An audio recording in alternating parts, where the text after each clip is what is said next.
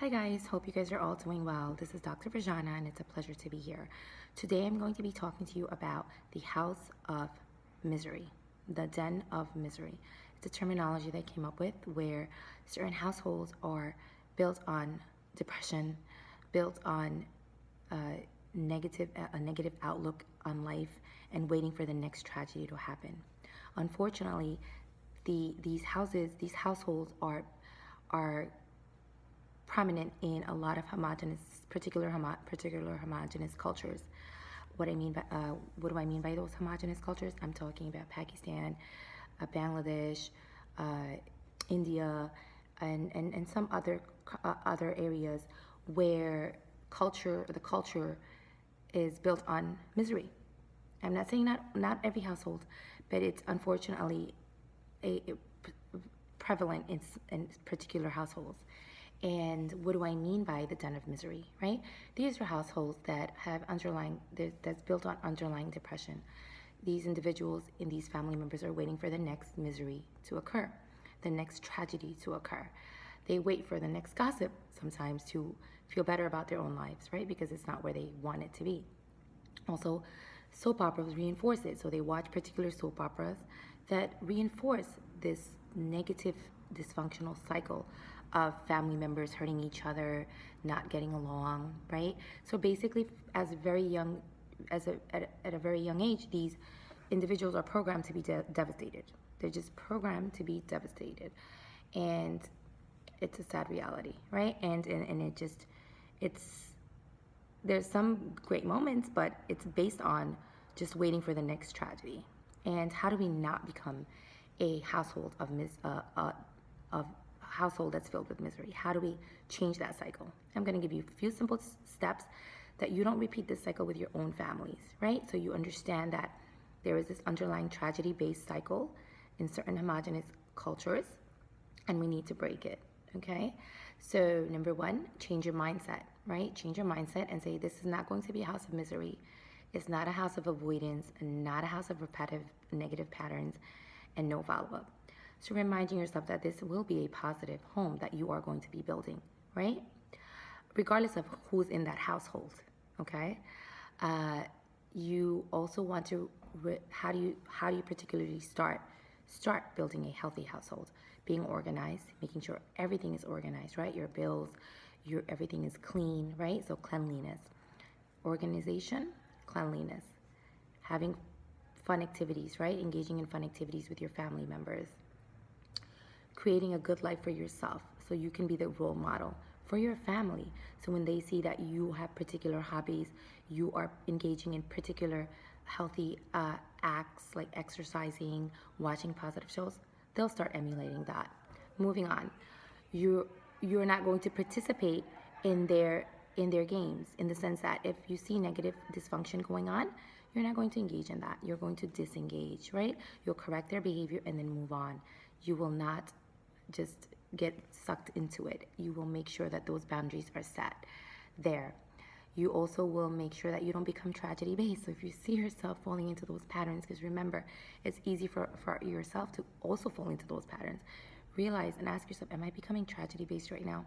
Am I becoming tragedy based right now? It doesn't have to be a big deal. And then you just, again, re-script, refocus, right? Moving on, realizing that when other people in your household might be acting a certain way, understanding that that's not you, it's them, right? It's not you, it's them. So not personalizing it, understanding that every individual has their own journey, every individual has their own life purpose, and just letting them be, right? You say your preference and you move on. Unless obviously it is your children, you need to be much more repetitive with them as far as developing their character. Moving on, you want to make sure that you understand that if negative behavior does continue, you're going to have to put your foot down and say, I'm sorry, this behavior needs to change. I can help you. But as far as finding a therapist or going to the doctor with you, but this behavior needs to stop. So stopping dysfunction, right? When it's extreme, stopping it, and even if it's not extreme, correcting those behaviors, right? Correcting those behaviors. But the key is not to personalize it, realizing that's not your fault. People's reactions are not your fault, right? And sometimes we have a tendency to do that.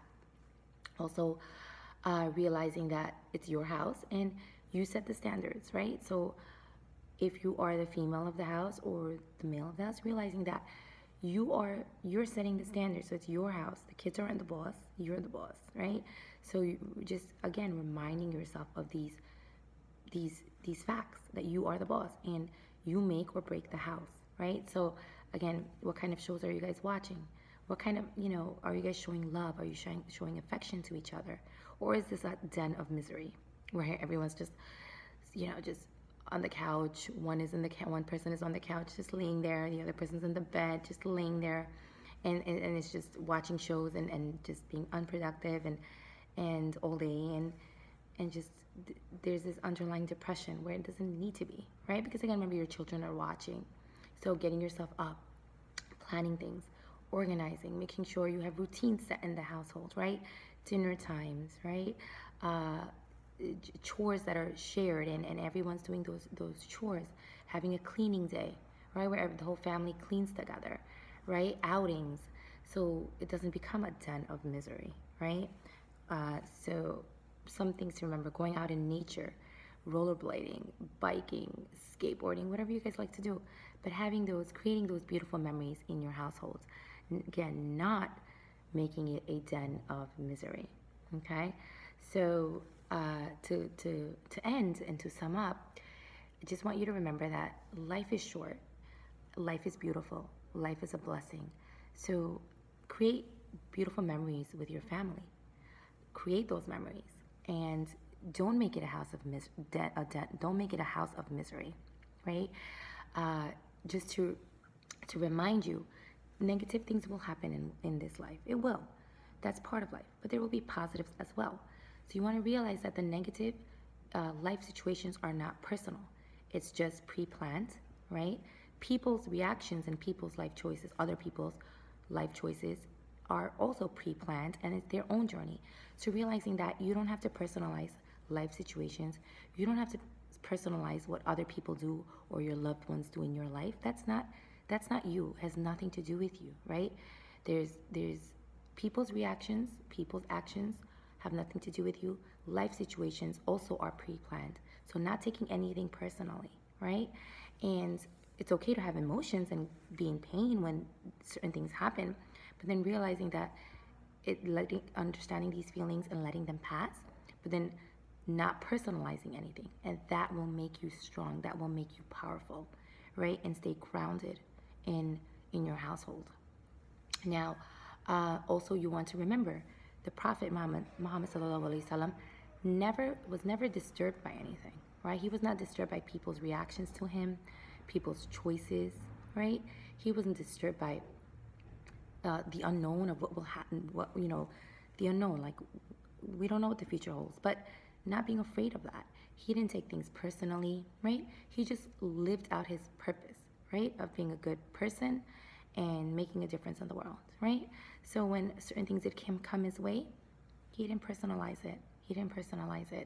So you just remember that as you go through life, that nothing is personal, right? Just if you can understand that on a very deep basis, life will be so much more easier for you to handle, right? So, okay, now let's have a beautiful household, right? Let's not live in a household that is built on misery, right? And underlying depression, and oh my goodness, the next tragedy. Let's not be tragedy based, okay? Let's have a positive life, right? Let's have a positive life, and let's spread positivity. All right, guys, I hope this helped. Take care. Bye.